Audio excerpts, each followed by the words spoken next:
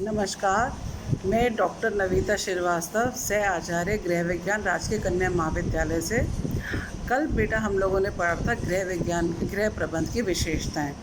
आज मैं बताऊंगी आपको गृह प्रबंध के क्या उद्देश्य होते हैं, हम क्यों प्रबंध करते हैं, क्या उद्देश्य है कि हम प्रबंध करें। हमें जब चाह जैसे काम कर लें उसमें क्या है, नहीं, हमें इसलिए उसके हम करना चाहिए, प्रबंध करना चाहिए जिससे हमारा समय, श्रम और क्या कहते हैं शक्ति सबकी बचत हो। हम कभी भी निरुद्देश्य हमें कोई भी काम नहीं करना चाहिए। अगर हम उद्देश्य की पूर्ति करेंगे तो हमारा काम सुचारू रूप से होगा। सबसे पहली चीज़ जो हमें ध्यान रखनी चाहिए वो है कि परिवार के सभी सदस्यों की आवश्यकता की पूर्ति करनी चाहिए। हम जो भी कोई घर में प्रबंध करते हैं हमें सबकी आवश्यकताओं की देखना चाहिए, चाहे हमारे बड़े हों, चाहे छोटे हों, चाहे हम हों, लेकिन हमें सबकी आवश्यकताओं की पूर्ति करनी चाहिए, तभी हमारा घर सुचारू रूप से चलेगा। अगर हम ये मान के चलते हैं हमें सबको, जैसे पुराने ज़माने में टीवी कंप्यूटर को विलासिता मानते थे, लेकिन आज के क्रम में ये विलासिता नहीं है, ये आज हमारी आवश्यकता है जिसको कि हमें पूरा करना चाहिए। जैसे टीवी हुआ, टेलीफोन हुआ, कंप्यूटर हुआ, ये सब हमारी आज की आवश्यकता है और जिसका हमें ध्यान रखना चाहिए। भोजन हम अपने जीने के लिए भोजन की आवश्यकता रहती है, हम भोजन करते हैं, लेकिन हमें ये देखना चाहिए, हमें वह भोजन करना चाहिए जो कि जिसमें हमारे सारे पौष्टिक तत्व विद्यमान होते हैं। ये नहीं कि हमने सोचा महंगा भोजन खा लिया तो अच्छा होता है, नहीं, कई बार सस्ता भोजन भी हमारे लिए फ़ायदेमंद होता है, उसमें भोजन के तत्व होते हैं, गुण होते हैं। पकाने की विधि, भोजन पकाने की विधि भी बहुत कार्य होती है। हम पता लगा, जैसे उदाहरण के तौर पर मैं कहती हूँ, जैसे पालक है, पालक हमेशा पहले धोना चाहिए फिर काटना चाहिए। हमने पालक काट लिया फिर धो लिया तो उसमें जितने भी जल में घुलनशील विटामिन होते हैं वो सारे बह जाते हैं। तो इसलिए पकाने की विधि, भोजन को परोसने की विधि, ये सारी चीज़ें हमारी प्रबंधन में आवश्यकता होती है। फिर अगर हमारी घर की जितनी आय है उसके अनुसार ही हमें आवश्यकता की पूर्ति करनी चाहिए। जितनी चादर है उतने ही पैर पसारने चाहिए। ये नहीं कि हमने आज का तो सोच ले लेकिन कल का सोचा नहीं।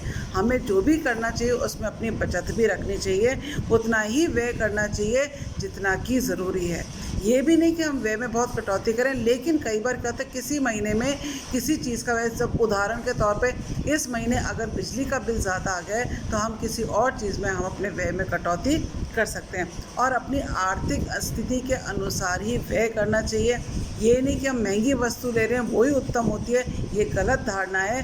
हम महंगी वस्तु के अलावा हम सस्ती वस्तु भी ले सकते हैं, लेकिन सस्ती वस्तु में हम अपनी आय के अनुसार, ये नहीं कि बिल्कुल ही सस्ती ले लें, लेकिन अपने आय के अनुसार लेनी चाहिए।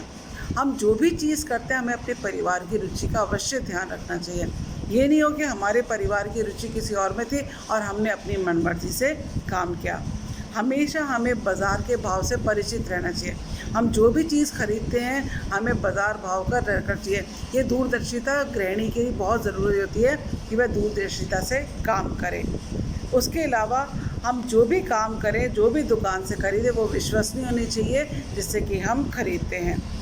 हमें जो भी डिब्बा बंद या सील बंद कोई भी सामान अगर हम लेते हैं तो उसमें हमें लेबल देखना चाहिए कि कब ये मैन्युफैक्चर हुआ और कब हम इसको कितने दिन तक इसका इस्तेमाल कर सकते हैं। फिर गृह कार्य को हमें कुशलतापूर्वक संपन्न करना चाहिए। जो भी घर में काम होते हैं उसको योजनापूर्वक, सफलतापूर्वक करना चाहिए। ये ना हो कि बिना योजना के हम काम कर रहे हैं, तो इससे क्या होगा, हमारा समय, शक्ति और श्रम तीनों की ही बचत होगी और हम काम के लिए हमेशा उत्साहित रहेंगे और काम करते रहेंगे। परिवार वालों की राय भी बहुत अहम होनी चाहिए अगर घर वालों की गृह कार्य को कुशलतापूर्वक चलनी चाहिए। फिर पारिवारिक स्तर को बनाए रखना चाहिए। हम जो भी चीज़ करते हैं, हमारा ये नहीं कि इस महीने हमने बहुत खर्चा कर लिया और अगले महीने हमारे पास कुछ भी नहीं रहा। हमारा जो पारिवारिक स्तर है, चाहे हमारा मध्यम वर्गीय स्तर है या निम्न स्तर है या उच्च वर्ग है, हमें उस पारिवारिक स्तर को बना के रखना चाहिए।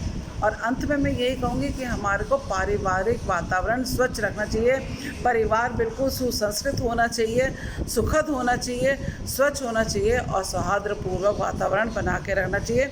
उससे हमारे रहन सहन में, हमारे आचरण में और हमारे जीवन स्तर में उत्तमता प्रदान होगी।